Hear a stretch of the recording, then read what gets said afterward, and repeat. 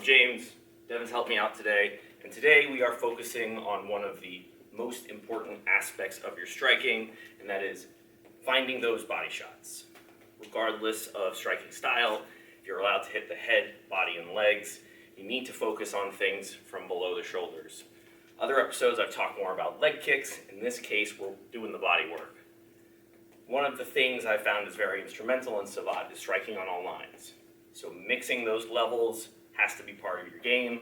You never want to turn into a headhunter. And to quote our excellent MMA and Jiu-Jitsu instructor, Sensei Eric Paulson, the liver is bad and needs to be punished. So, how do we start that off?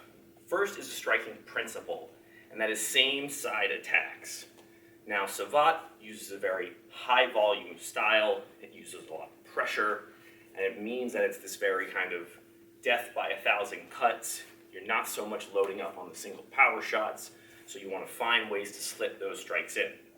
In this case, for same side attacks, I want to start off with my lead hand, and that's how I'm going to open up for that lead fouette on the midline. So it's very simple. It can be a prefix like double jabbing. I can jab hook. There are lots of possibilities. It just means I want to get that right hand involved, blocking those punches, and not thinking as much about what might be coming from my legs. So it very simply ends up being I can double jab and follow up with my fouette on the same line. Just bringing that hand up a little bit with, again, either that, say, double jab, it could be a jab hook. Any of those combinations work. I can jab, uppercut, really doesn't matter. It just matters that that elbow starts to come up and I can find my way to my target. Now start thinking of that fouette the way you would your left hook. I'm not taking a big step to get power. I'm not stepping back. I want to be able to hit and then just turn my hip over and drive that kick in. Again, thinking of it much like you would throwing a lead hook. Now on the opposite side, it looks a little different.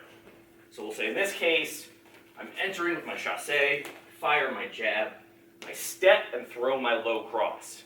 Now as I follow up on the same side, I take a further step towards my lead side, and now I follow in with the fouette from the same side behind that cross.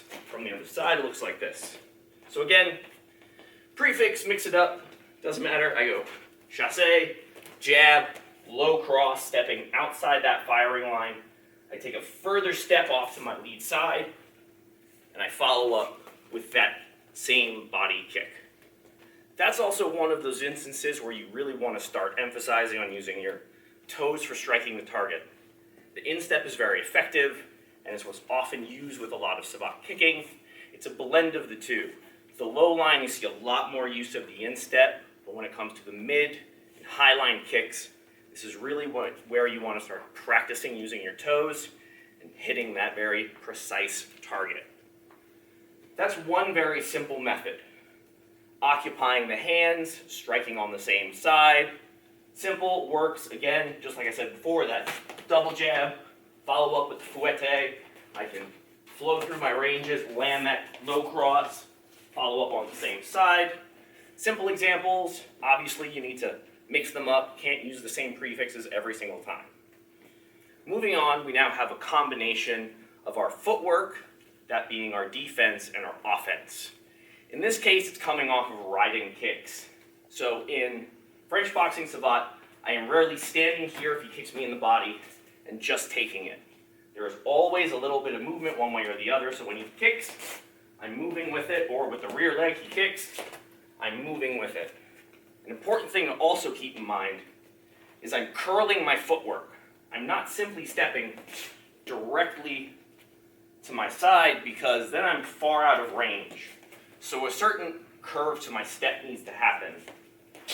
So I'm stepping, in this case, with my lead foot, pivoting slightly and turning so I end up in a proper distance and I'm not just riding the kick and stepping out of range. Same thing on the opposite side. I'm, in this case, emphasizing the step with my rear leg and curling so I can stay in range. Quick example, I ride the kick, I return with my own. I ride the kick, I return with my own. Again, I'm riding and curling my footwork. I'm not simply stepping laterally, I am stepping in and pivoting so I can remain in the right distance to land that kick. Same thing on the opposite side, ride, curl, stay in distance to land that shot. This next one you may find takes a little bit longer to get the hang of because you have to essentially turn into the kick as it's coming towards you. So in this case, it would be off of either the lead fouette. It can really be done at any of the lines, low, middle, or high. The middle and high, the technique stays the same. On the low line, it's a little bit different. For now, we're starting off that midline fouette. I'm stepping into the kick and blocking with my glove in this case. If you are not wearing boxing gloves, don't do this with bare knuckle or MMA gloves. Keep your forearms tight and turn into the kick. Don't so much block with your hands. That's something we can do because we have boxing gloves on. Very important detail to remember. The gear you use decides the way you can train. So I'm covering and blocking, in this case with my glove in protection over my elbow. As he kicks, I step in and across.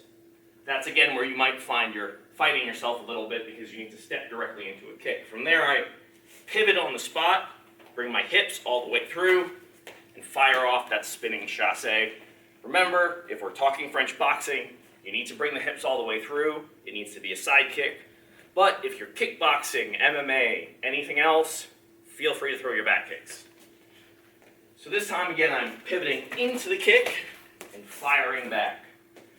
Ideally, you catch them when they're on one leg still. If not, you can catch them in the recovery.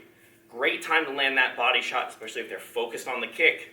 They're probably not going to have their abdomen tensed in the way that you need to take a good body shot. So again, looks like this. I'm turning into the kick, pivoting through and firing off from the other side. So you can see I'm stepping across. I need to make sure that I'm not stepping in, because then I'll be much too close. I won't be able to spin through. So in some cases, I need to step back a little bit. So I line things up, spin, and fire off properly.